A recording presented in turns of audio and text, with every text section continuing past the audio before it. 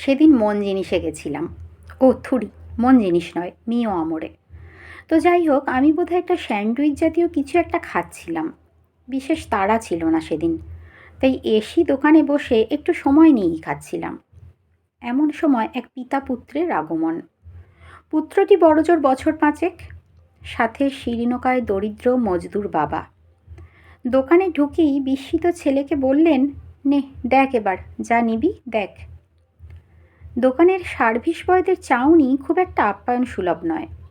কিঞ্চিত গম্ভীর মুখেই তাকিয়ে ওই অনাহুত আগন্তুকের দিকে। বেচারি বাবাটি এমনিতেই ঘাবড়ে গেছে, তার ওপর স্মার্টনেস দেখাতে গিয়ে আরও গোলমাল করে ফেলছে। আর বাচ্চা ছেলেটির চোখে যেন গোটা গ্যালাক্সি। এত ঐশ্বর্য যে বিশ্বব্রহ্মাণ্ডে থাকতে পারে, সেটাই বোধহয় তার হিসেবের বাইরে। এরপর শুরু হলো বার্থডে কেক বাছাই করা। খুব সম্ভবত ছোট্ট ছেলের জন্মদিন বড়লোকদের মতো পালন করার ইচ্ছাতেই এই মিও আমরেতে আসা। ছেলেটির তো সবকটি কেকই পছন্দ। অনেক ঝাড়াই বাছাই করে একটা বাছাই করলো, কিন্তু মুশকিলটা হলো অন্য জায়গায়। লোকটি হাতের মুঠো মধ্যে দলা পাকানো ঠিক একটি 100 টাকার নোট বার করলো। একটি, আর কিচ্ছু নেই। হয়তো তার ধারণা ছিল 100 টাকা একটা গোটা কেক কেনার পক্ষে যথেষ্ট। হয়তো ওটা তার গোটা একদিনের রোজগার। কিন্তু হা কপাল, পছন্দের কেক তো নয়ই, বরং হিসেব করে দেখা গেল সবচেয়ে কম দামি ভ্যানিলা কেকটারও দাম 160 টাকা।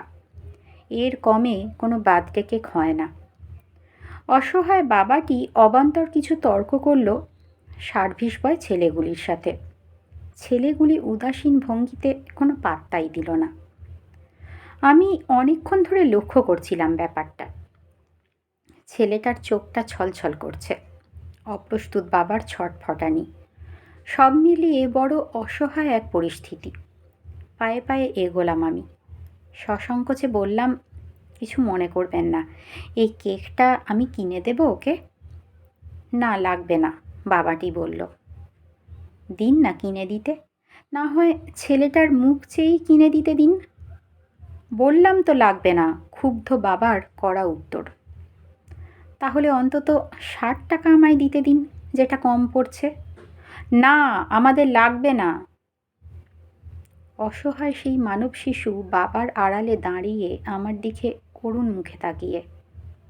ঝকঝকে দুই চোখে 1000 ওয়াটের আলো। কিন্তু না, কিছুতেই বাবা গলল না। কেক কেনাও আর হলো না। এমন অভিজ্ঞতা অবশ্য আমার আগেও হয়েছে। ট্রেনে শ্রমিক মায়ের কোলে শীর্ণকায়া শিশুটি চিৎকার করে একটা কমলা লেবু চেয়েছিল। আমার 1000 অনুরোধ উপরোধেও সেই মা আমায় কমলালেবু কিনে দিতে দেয়নি। নিজে তার বদলে কিনে দিয়েছিল 2 টাকার ঝুড়ি ভাজা, তবুও আমায় দিতে দেয়নি। বাবা আর ছেলে চলেই যাচ্ছিল দোকান ছেড়ে। হঠাৎ কি মনে করে বাবা কাউন্টারের সামনে এলো। ভালো করে দাম দেখে দেখে ছেলেকে কিনে দিল 2টো রঙিন পেস্ট্রি আর 2-4টে মোড়কের চকলেট। সংকুচিত ব্যর্থ বাবাটি দাম মেটাচ্ছেন ওই 100 টাকার হিসেবের মধ্যেই। আর কখন ছেলেটা পায়ে পায়ে এসে দাঁড়িয়েছে আমার পাশে। হঠাৎ দেখি আমার প্যান্টে ঈষৎ টান। দেখি আমার ভারতবর্ষ দাঁড়িয়ে আমার পাশে। আমার অপমানিত সত্তায় প্রলেপ দিচ্ছে নির্মল এক হাসি দিয়ে। দেখি হাতে গুঁজে দিল একটি চকলেট। ওই সামান্য সম্ভারের থেকেও সে আমায় দিতে পারল। চোখে জল এসে গেল আমার। অবচেতনভাবে হাত বাড়ালাম সেই পুণ্যের দানে। এ জিনিস অস্বীকার করব? এত স্পর্ধা আমার কই? হায় রে ছেলে, তোকে আমি উপহার দিতে গেছিলাম, উল্টে তুই আমায় দিয়ে দিলি। সারা জীবন ধরে হামলে পড়ে নিতে নিতে আমি তো ভুলিয়ে গেছিলাম যে দিতে গেলেও কিছু যোগ্যতা লাগে। পকেটে টাকা থাকলেই দেওয়া যায় না। এই আমার দেশ, সুজলা সুফলা জন্মভূমি। এখানে ভিখারিকে ভিক্ষা দিতে গেলেও প্রণাম করতে হয়, কারণ সে আমায় দান করার সুযোগ করে দিয়েছে। এখনও হয়তো আমার অন্তর থেকে সেই প্রণাম আসেনি, তাই বুঝি আমার দান গ্রহণ করলেন না আমার জীবন দেবতা। বাবার হাত ধরে পরিপূর্ণ মনে বেরিয়ে যাচ্ছে আমার ছোট্ট ভারতবর্ষ। মনে মনে বললাম, তোকে আর উপহার দিতে পারলাম কই, বরং তোর দানই আমিই নিলাম হাত পেতে। তবুও মনে প্রাণে আশীর্বাদ করলাম, অনেক অনেক বড় মানুষ হ, এত বড় হ যে কোনো একদিন এই মিও আমরের মতো বড় দোকানের মালিক হয়ে যাস তুই।